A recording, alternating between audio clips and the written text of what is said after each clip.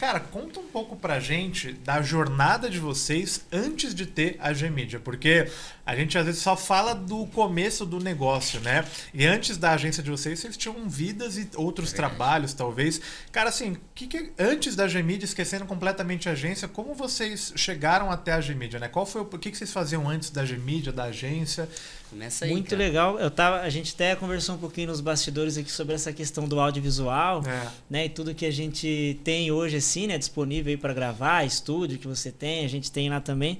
Então a minha história, ela começou nisso aí, né? Quando eu tinha 16 anos, eu iniciei nesse mundo da informática, do digital, através do audiovisual. Foi um projeto social que tinha lá na cidade, né? Uma ONG. E aí ali eu entrei num curso gratuito e comecei a aprender. E nisso me desenvolvi muito nessa parte de computador, né? Então, hoje a galera fala, né? O Matheus, né? O cara do tráfego, né? O carinha que fica ali no computador, né? Fazendo tudo acontecer por conta desse histórico, né? E aí depois fui me desenvolvendo, cheguei a trabalhar numa agência. E aí foi meu primeiro emprego, na verdade, foi como um estágio, né? Numa indústria na época, enfim, era um caráter de estágio ali. Mas o primeiro emprego mesmo assim, né, na parte do digital, foi numa agência. Então eu fiquei lá por uns 8 meses fazendo a parte de design, de social media. Trabalhava no design, não era Trabalhava tráfego, no design, nada. não era. E aí ali que foi surgindo essas primeiras pitadas ali do tráfego, né?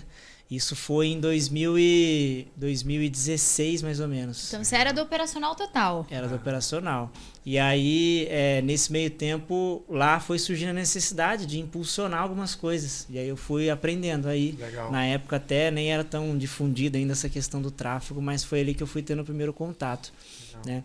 E aí vem um pouco já da minha história com o Lucas nesse meio tempo, porque ele já me conhecia nessa época. Que eu Vocês eram trabalhava na amigos agência. pessoais. Exatamente. Desde a época da igreja, né? A gente se conectou pela igreja. Isso foi em 2014, que a gente iniciou ali a amizade. Completam né? 10 anos, né? Casamento bom isso. Né? Casamento bom, cara. 10 anos de amizade, sociedade. E o legal é que é muito leve, né? A sociedade, 5 anos. 5 né? anos. Cara, eu não imagino vocês brigando. Não tem como. Nossa, cara, eu acho que nunca aconteceu, eu acho. O máximo, nossa, cara, eu não concordo com isso. Desalinhamento. Desalinhamento.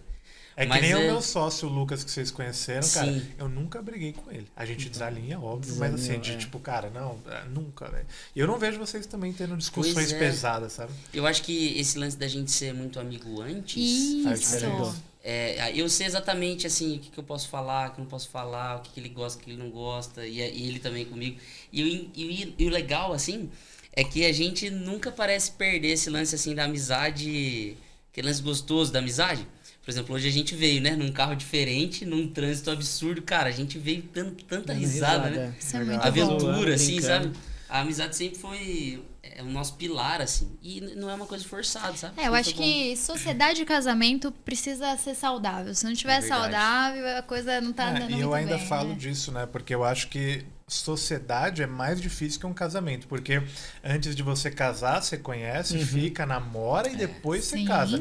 Sociedade, às vezes você entra numa sociedade sem saber como o cara é no dia a dia de trabalho, né? Então eu acho que é mais desafiador do que um casamento. Não, e não só isso, né, gente? É aquela história, né? Começa a mexer com dinheiro, com poder, com questões que vão muito além e mexem um pouquinho aí com o caráter das pessoas, e aí é onde a gente determina se vai dar certo ou se vai dar errado. Lucão, e você, irmão? O que você fazia antes? Cara, eu fiz bastante coisa, né? A gente se conhecia da igreja, né? E o interessante é que na igreja tinha o departamento de mídias sociais. Uau! E a gente ia junto. Então a gente ia pros eventos, fazia entrevistas, o Matheus filmava, entrevistava. Isso em 2014. De 2014, 15, até 16, aí foi isso. 17, 18 ali. E aí a gente ia pra eventos grandes juntos, né? Um time, né? Eu era o cara mais... Eu falava também um pouco, mas era mais os bastidores e o Lucas era o cara das entrevistas e tal. Se vocês jogarem no YouTube aí, Atitude Caçapava, vocês vão ver, cara, vídeo dele lá com o microfone 20 quilos assim, mais magro. ele entrevistando e falando como se fosse o Repórter. ali, O Matheus, 20 quilos mais magro, vocês vão ver isso. Não Podem... como, Cara, pior ele que não tem. aparecia no vídeo. Ele pesava exatamente 13,5 kg. Ó o bullying. Cara, e acho que isso reflete muito hoje na G-Mídia, né? Porque você é do cara da linha de frente e o Matheus ainda mais dos bastidores. Já a gente fala mais disso, né? mas... Minha família, ela sempre foi muito... esse lance de vendas, assim, e empreender, né? Eu cresci vendo minha família fazendo isso.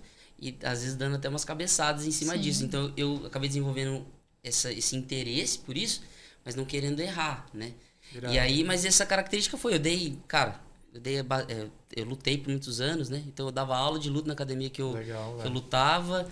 Eu fui professor de inglês por 10 anos, só que a gente se conheceu na empresa que chama G-Soft, né? Inclusive, foi em 2000... A gente se conheceu não, desculpa. A gente já se conhecia, só que o Matheus veio trabalhar na G-Soft em 2015, né?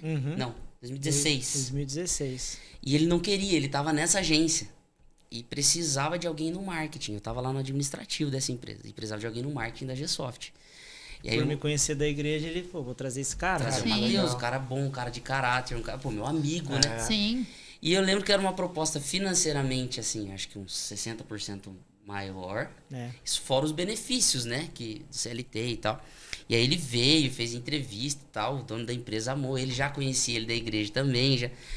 E aí ele foi embora, não, cara, legal, tamo junto, vamos pra cima e tal, beleza. Foi embora, daí ele me mandou uma mensagem, mano, acho que não vai rolar, velho. Caramba. Falei, cara, como assim, velho? Querendo estragar o sonho. Por que não vai rolar, cara? Não, aí eu lembro que teve que aumentar a proposta e tal, mas na verdade não era grana. Ele tava pensando assim, cara, eu vou cuidar de uma empresa só, sendo que na agência eu cuido de várias e tal.